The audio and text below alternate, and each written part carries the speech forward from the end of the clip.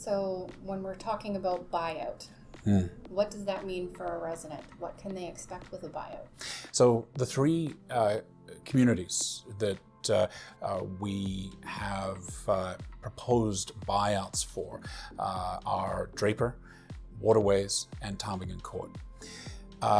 Should Council entrust us with furthering the discussion with our residents, we would meet with them individually and talk about what a fair buyout of their property would be.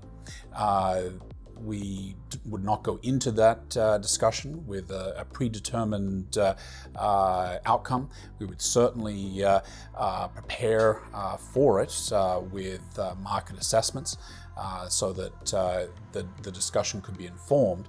But at the end of the day, that would be a one-on-one discussion, negotiation with the residents.